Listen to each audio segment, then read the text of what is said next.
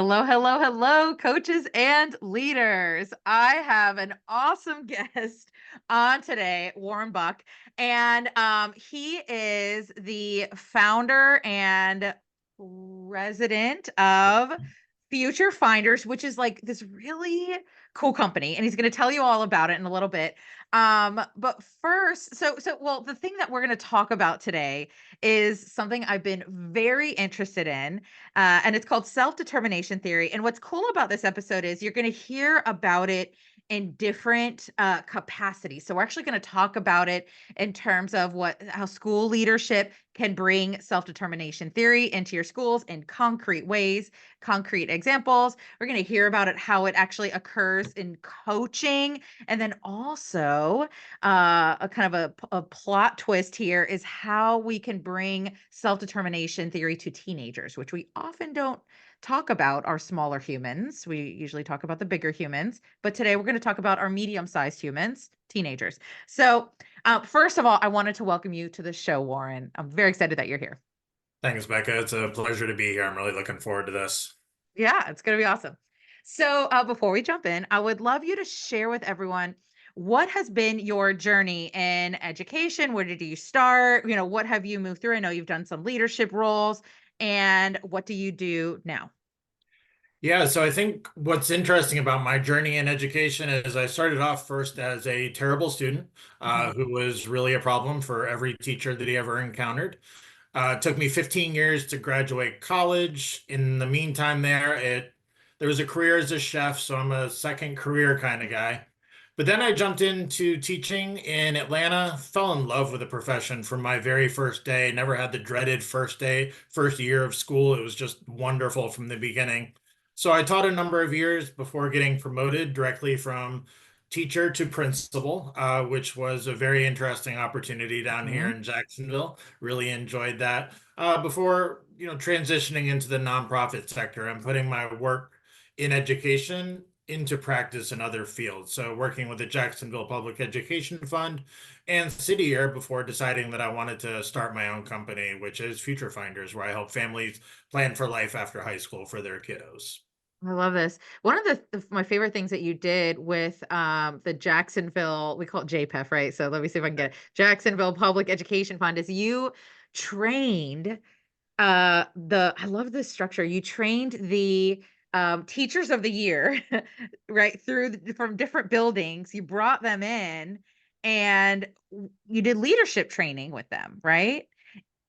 Yeah, that was one of the things that we saw with the teachers of the year is they loved the little bits of professional development they were getting with us at JPEF. And we just looked at the data and said, oh my God, these teachers are hungry. They want to learn, they want to be pushed, they really want to grow their practice. And the most obvious way to do that was really developing them to truly be leaders in their buildings, not just leaders in that they have a whole bunch of extra responsibilities, which we know happens to a lot of teachers. So that's why we brought you in so that we could really develop their cool toolkits as educators, as coaches, so that they could go in there and work with teachers in a truly meaningful way and not just a transactional, let me help you out with hanging up your border around your Right. bulletin board kind of help, but really digging into the practice of teaching. I loved bringing those leaders through the whole Educator Academy. It was it w- it they so what's so cool about teachers of the year, right? They're like high level, I don't achieve, but it's more than achieving. It's like high level thinkers, high commitment level, Yeah. like passionate, smart, well read, right? All of I was like, teachers, this is awesome, all in one room. And then they went through the whole Educator Academy with me, and I still remember those days with them. Just their insights about the classroom, other teachers, how to impact folks, and their like deep commitment to helping other teachers. It was awesome. Well, and one of the things that really stood out to me in that experience is all the things that you said about teachers of the year are true. They're high achievers. They're thinking ahead. They're always wanting to spread the good around the building. But they're also not used to being pushed a lot. They're not used to people meeting them at their level. So Mhm. first of all, they're surrounded by a bunch of other teachers that are on their level and are kind of jockeying to show that they're legit too. And then Yeah. they have you show up and, Uh-huh. big smile, lots of positive energy, but you're also not afraid to just tell it like it is and really get real with people almost instantaneously. So seeing them kind of absorb that shock and process it in a way that they were going to then be able to take it back to their schools, that was pretty good. That was good stuff. I loved yeah, you're absolutely right. I did. I pushed them. I did, and I challenged them. They said Yep. some things, and I was like, "Well, we're gonna talk about that."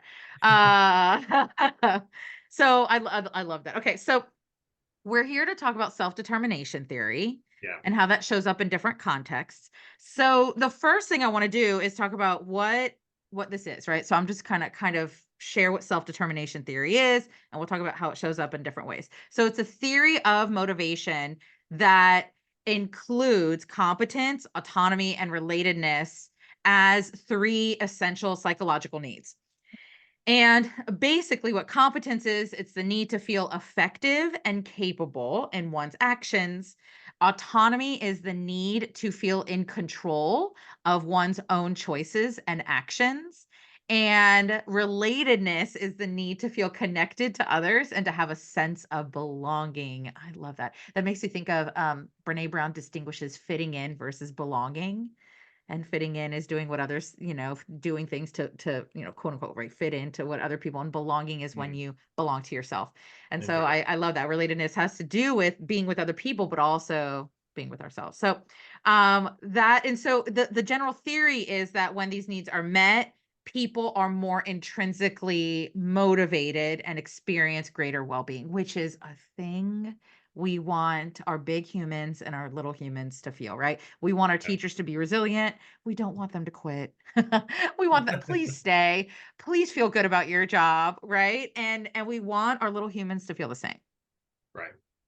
Well, and that was one of my major discoveries going off and starting this business. I had a good idea of what I wanted to do, and I knew very well that working with teenagers, I was not going to get a unified experience. There was not going to be like one template to make all the kids happy that I was working with, all the parents, all the family, all the different people that I've interacted with in this business.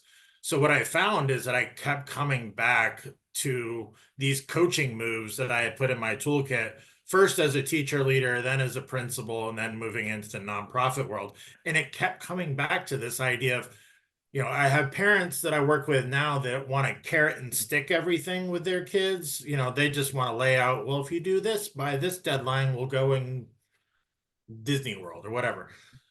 That was not getting it done. And so coming back to like the basis of coaching and really wanting to make sure that I'm pushing the levers of autonomy, competence, and relatedness with the teenagers and their parents, and doing that in the kind of a break accelerator method with both of them, was where I really started to crack through with a lot of my clients and kind of making them see that we're all working together and we all have our roles to play, and you can develop your own skills and toolkit while we're doing this together. So one thing I do want to back up and say, because you're going to expand on this a little later, Future Finders, which is the company you founded, currently supports teenagers in transitioning to the next stage in life, right? And so you Yeah. bring this conversation, right? Because this podcast is really how do we support, how do leaders and coaches support teachers, right? So you're bringing, I love this, you bringing your educational leadership experience with teachers and really mapping it on beautifully with the teenagers you now help transition to their next stage, whether it's college or career, right? Yeah, because that's what you find with kids that are later on in high school is that they're really starting to question their place in the world. They have Mhm. been very comfortable, very sheltered in their high school experience for the most part. And so that transition out of high school is something that a lot of kids feel very, very underprepared for. Parents feel very underprepared for supporting their kids through that transition. And that's where Future Finders really tries to step in by providing enough support with enough guidance and coaching that we kind of employ that gradual release model where very heavy supports at the beginning, setting up the structures and the habits for the kids and their parents to develop the skills and the working relationship with each other to really carry through to get the results that they want to get, whether that means they're going to college, entering the workforce directly, taking a gap year, or just exploring all those options for a little while and trying to figure out what's best.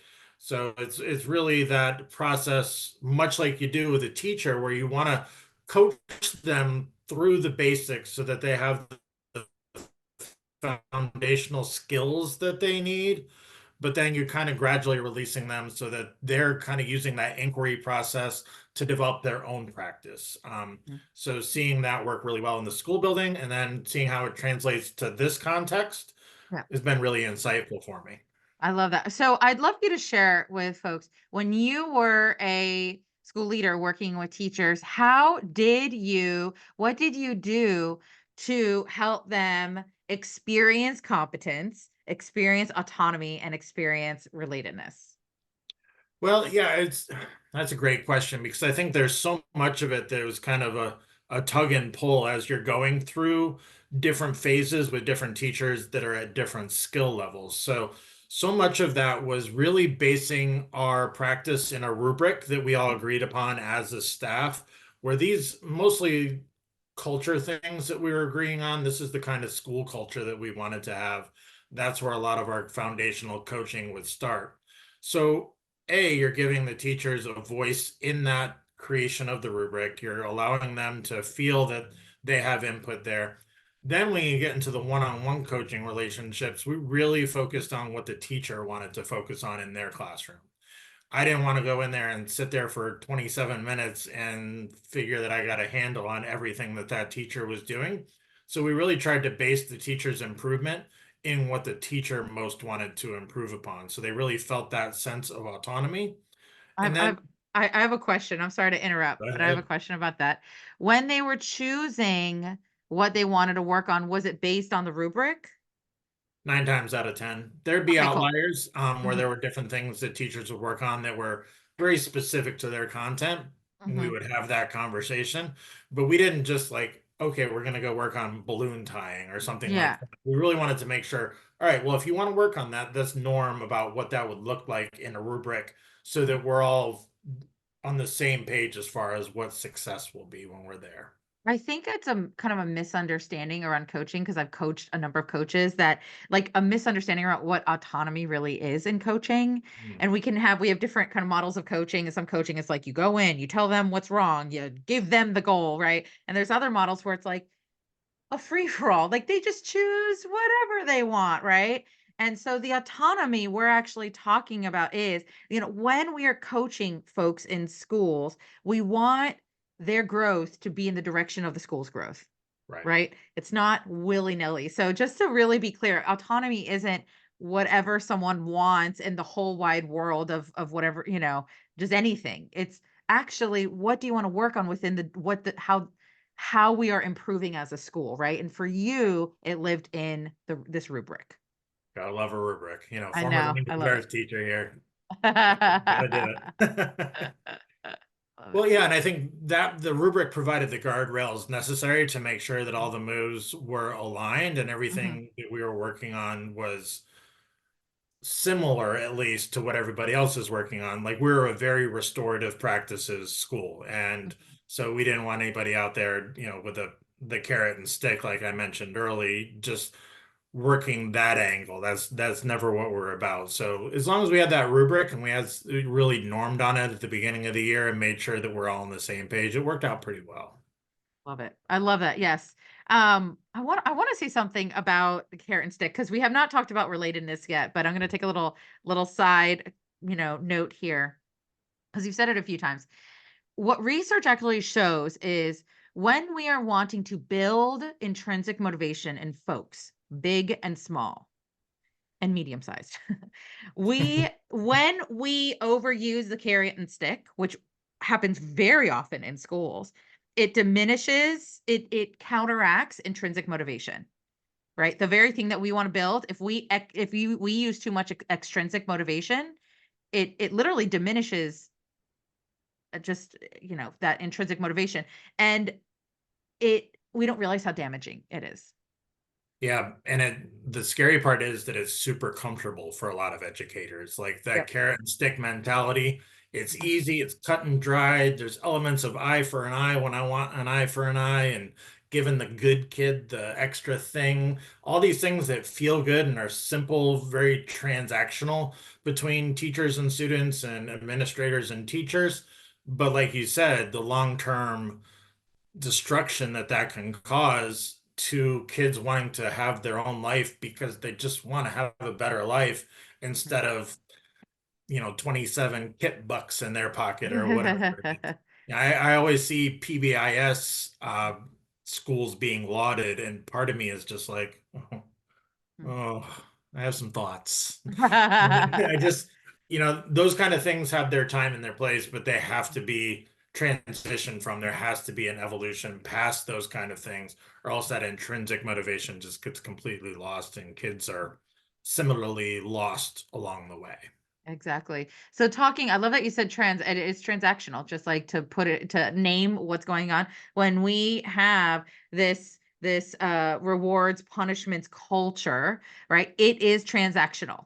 It is transactional, right? So, and we're talking about adults here. It's still transactional, right? A teacher does a thing and they get jeans day. That is transactional. And one way of getting out of being transactional is increasing our relatedness with folks. So that is the last piece of the self-determination theory, right? We had competence, autonomy, and relatedness. So how did you grow relatedness within your school as a school leader? Unrelenting positivity. That was pretty much my go-to as a school leader, especially since I transitioned straight out of the classroom to that principal role. I really just wanted all the teachers to feel like they were heroes, even if they were struggling day to day. Like, I wanted them to know that their effort was appreciated, their struggle was appreciated, and that we were invested in growing them. And I think that's where the relatedness came in, is that I was very probably overly transparent about my shortcomings as a principal, and being very upfront with naming when I did something wrong. I had no problem apologizing. So just this culture of we're all here to grow. No one is a finished product, and none of our kids are finished products. So just kind of adopting, I guess, growth mindset is was kind of the foundation of how we really built that relatedness, that hey, we're all in this together. We're all at different points in our journey, but at the end of the day, we're all working to improve because we love our kids and we want what's best for them. So I think just that mission of team, and team and family, as we always used to say, that's a big part of what I thought was so important for our school. Yeah.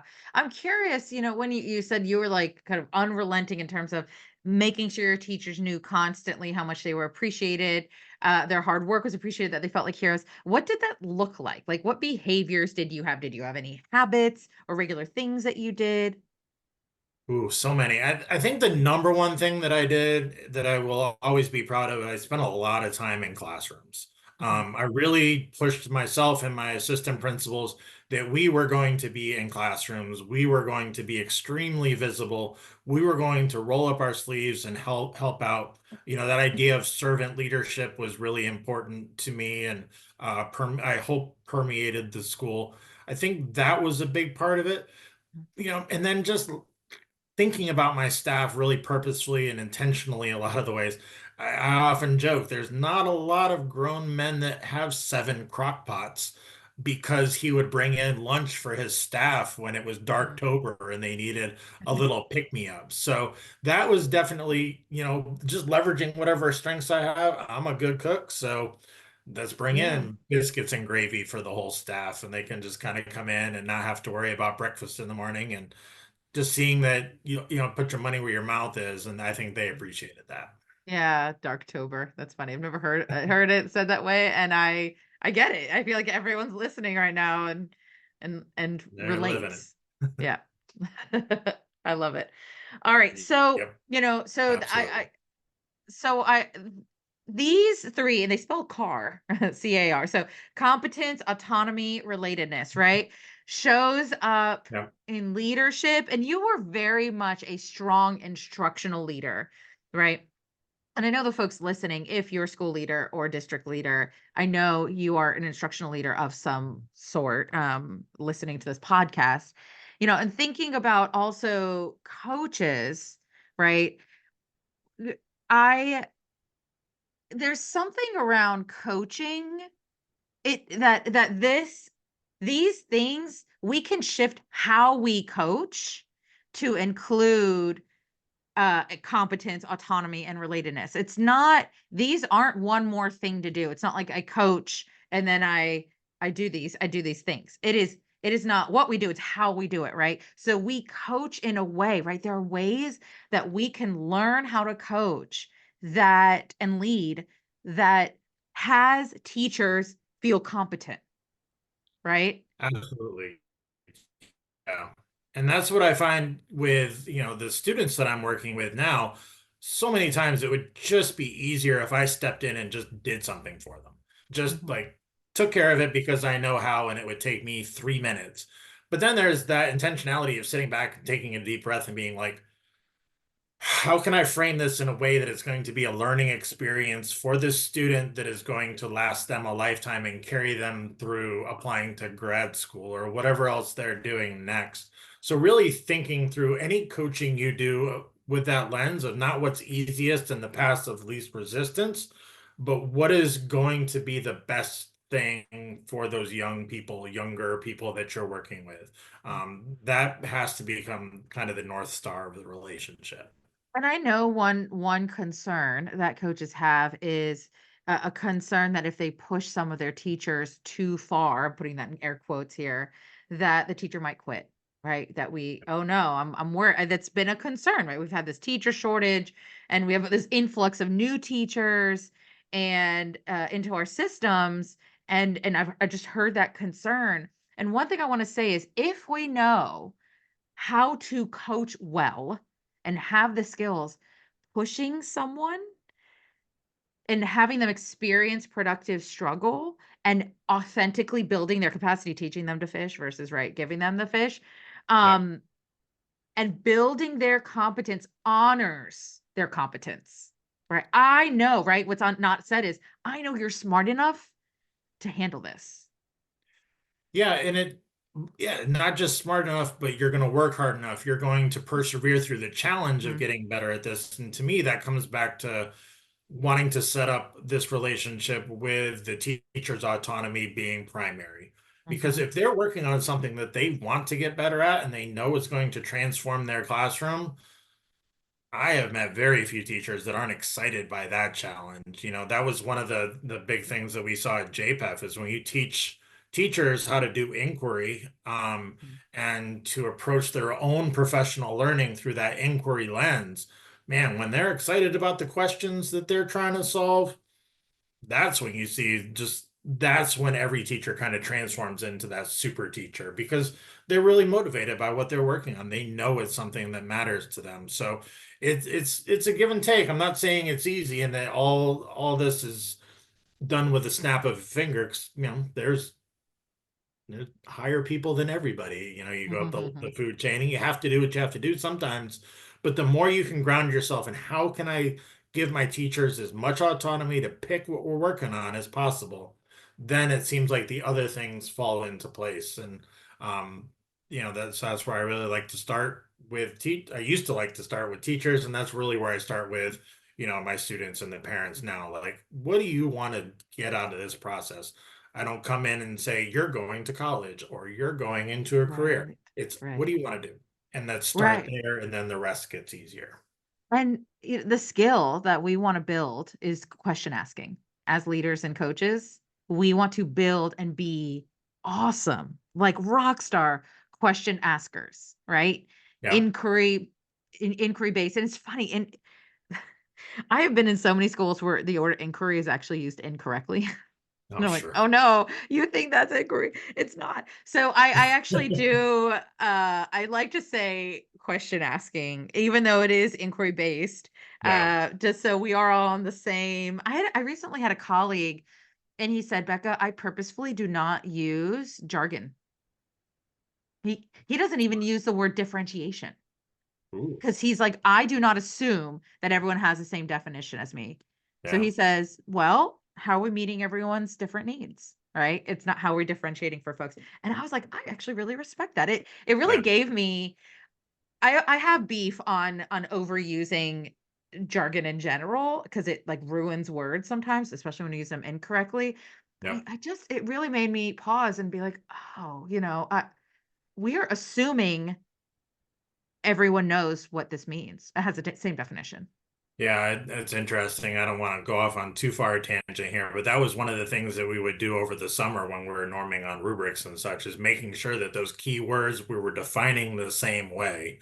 So if we all just, we all agreed that we wanted a positive classroom, Hmm. what does that mean to different people? For some people, it meant a very silent, everybody on task kind of classroom, and other teachers, kids are up bopping around, writing on whiteboards, high-fiving each other. So really norming on what those definitions are so that we're all in the same level playing field again.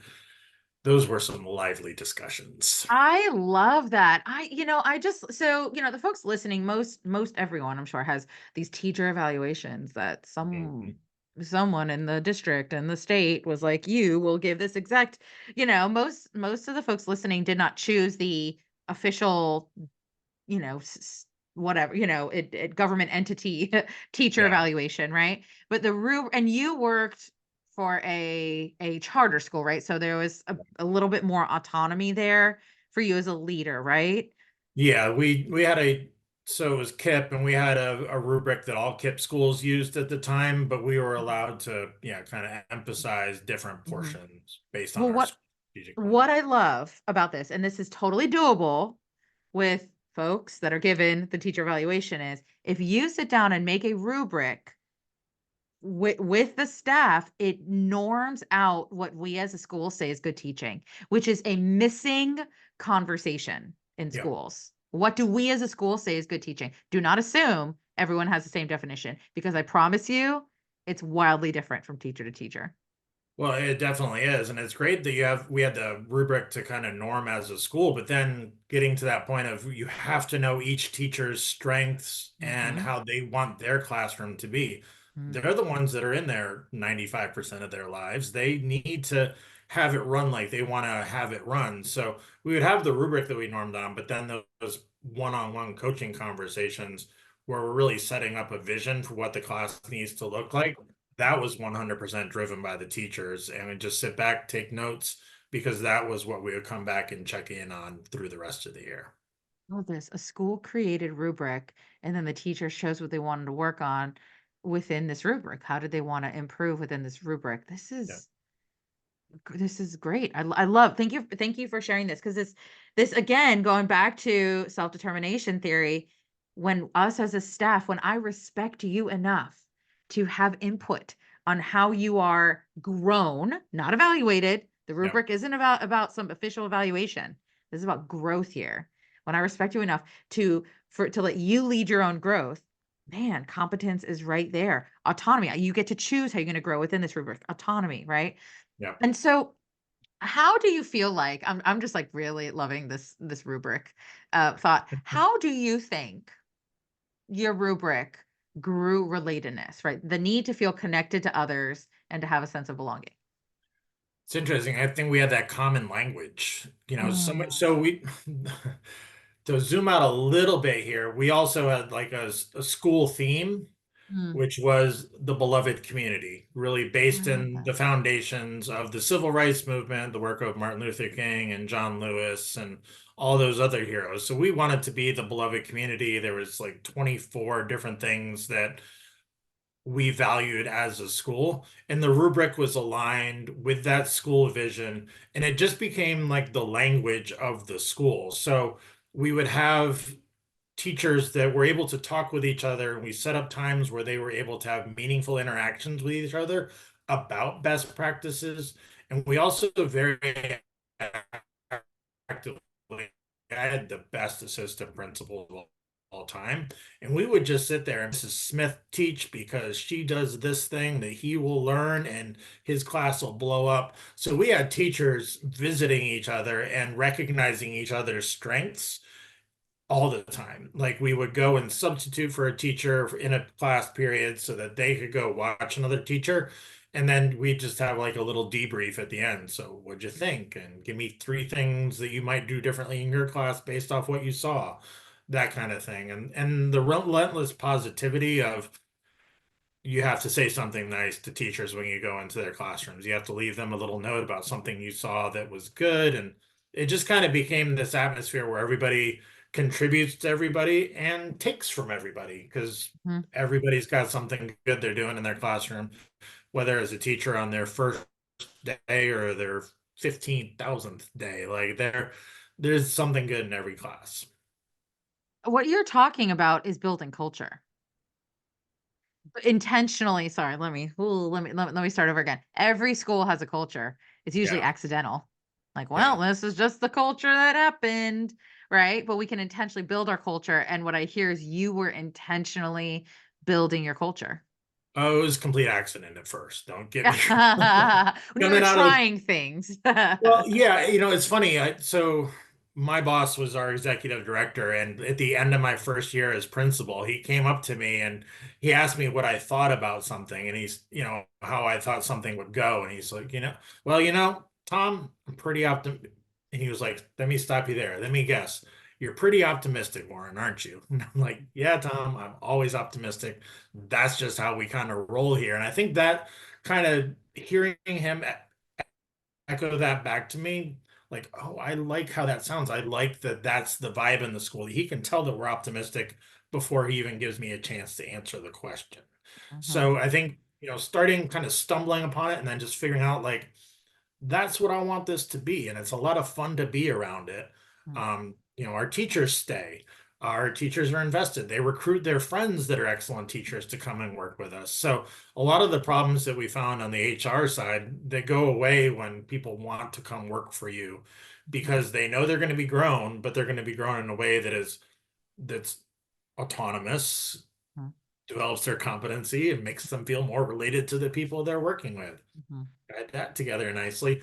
So that's kind of where there was just continuing rewards and the culture built upon itself. So we got this point where we could do that kind of stuff regularly. Yeah, and what I hear is competence, autonomy, relatedness supports a growth culture, right? A Mhm. culture that makes it safe to grow, make mistakes, take risks, right? Absolutely. And it's cyclical, and that culture supports competence, autonomy, relatedness, and they feed into each other. And the thing I want to say to everyone listening, those of you that are instructional coaches, you have the power to impact your school culture. You do. You got to grow some major skills, right? And you want some training on that. But you do. I'm currently training a couple coaches right now that are currently changing their school culture. It doesn't have to happen from the school leader initially. Absolutely. Well, and that's the thing. Everybody can be a leader. Everybody can empower other people. Everybody can make everybody else feel good. Mhm, Um, you know, I always used to tell my teachers, you make the weather. mhm. Whatever you want Yeah, the weather to be in your classroom today, that's what it's going to be. And I don't think it's really different for any position in a school. You make the weather around you. You can walk around with a cloud over your head and rain falling I love down, that. sunshine over your head. So You yeah. make the weather, and then I guess the collective weather makes the climate. Whoa. And then That's and then sciencing. ecosystem. Oh, we're going Oh big. We're going wow. big. There you go. Nicely I love done. it. I appreciate you sharing all these little things that you did to build culture in your school because I'm hoping folks listening like are really grabbing on because I'm like, oh, that's a good idea, right? I didn't think about that. You tried really creative ideas. And I think within your own trying different things to support competence, autonomy, relatedness, growing the culture of that in the attempt to try, you said it was accidental at first, right? Mhm. In the trying new things, you in an intentional way, you intentionally tried new things, Yeah. right? You grew this growth culture by modeling that for your teachers, saying, "It's I like okay. Like, it. I don't Yeah. know all the answers. It's not perfect, but we're gonna do this. We're gonna try all these different things." Well, and I would also like to just highlight for the audience as well. I failed a lot. Mhm, We all did along the way, and we're just open with it. Like no one ever walked into our school building and thought today's going to be an easy day. So to me, that just kind of gave us permission to fail as long as we were trying to fail forward and make the school better. Standing in front of the staff and being like, well, we tried that and not going to do that again. And I think there's just kind of that, like you're giving permission to people to fail, but more so you're giving them permission to try. And Right. I think that's ultimately what we really wanted to go for is try it. If it doesn't work, we'll try something else because their kids are going to keep showing up the next day, Mhm. no matter what, no matter what we do. They love coming here, so let's just keep that part of it going.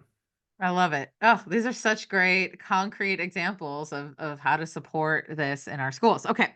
So you are now the president and founder of Future Finders. You now work with teenagers transitioning to something new. Just briefly tell us like what do you do with them and supporting them? So really, I think one of the things that a lot of us today take for granted as a good thing is that there is a ton of choices for kids out there now. There are so many different college options, career options, apprenticeships, internships, gap years, what have you. And I think there's this like American default of choice is good. But what I saw working with young people at JPEF and City Year is that choice can be absolutely overwhelming and really put people in a deer in the headlights kind of frame of mind. Like there is so much, I call it choice overload bias, where they just don't even know where to start with all the choices out there. So what we're able to do is we use some diagnostic tools, we use some good old fashioned just one-on-one conversation to really build that relationship with the kids and their families so that we can start to unpack what they want to do, what's going to make them happy in the future, and then start building plans to help them accomplish that.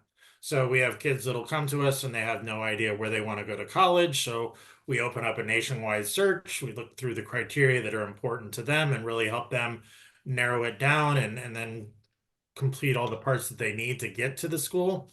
Or if they just know college isn't for them, we start looking at different careers that they could go into or different adventures that they could have that would provide them with the experiences to make an informed choice down the road when they are ready to settle into a career. So it's really, it comes back to a lot of those coaching tenets. Like you have to develop skills. I think we like to think that kids are done with high school and they're just ready to go do the next thing. And could not be further than the truth for most kids. So you really have to intentionally think about the skills that they need to build so that they feel like they're going to be competent adults, that they're going to be able to do it autonomously, and that they're going to be able to do so within the confines of relationships that they have with their parents, and then building new relationships as an adult, because how they built relationships as a kid and as a teen isn't going to work as they get older. That's really great. I love how you're supporting them to the next step. So, folks listening, I know some of you have teenagers yourself. I know some of you work in high schools that have a whole building of teenagers. If you're interested in what Warren does to support teens, head to the show notes. There will be a link for you to find out more about Future Finders, and if they want to get a hold of you, right? If they want to contact you, how do they contact you? So we love having free consultations with people that are interested in our services. So you can just go to our website at www.futurefindersllc.com and they can schedule a free consultation with us anytime. Happy to hop on a call, talk about what we do, what your needs are, and how we might be able to help. Perfect. I love this so much. So, this has been an awesome conversation. Just to wrap up, do you have any final thoughts for the coaches and leaders listening about how they can support their teachers in really, growing a strong culture that supports competence, autonomy, and relatedness? Any final thoughts? I think that the two final thoughts that popped into my head there is just start with what the teachers want to get better at. Like if you can ground your practice as much as possible in that, that's going to get you off to a great start. And then when failure happens, because it ultimately will, we all know that, accept it, be positive about it, make a joke out of it, make something where they're not going to have any issues about dusting themselves off and trying again. Because at the end of the day, that's what makes a successful teacher, somebody that comes back from a bad day and has a great day the next. I love that. I know a coach that when someone makes a mistake, he goes, "How fascinating!" And he throws up his hand like that. You're watching it YouTube, anyway. So that made me think of that being lighthearted around mistakes, right? We can be stuck and mired in like perfectionism, and I can't believe that happened. So thank you Yeah, so much for sharing all of this with us. I really appreciate that, and I'm sure the folks listening do as well. So thank you so much. I appreciate it. I would love to come back anytime. It was a lot of fun.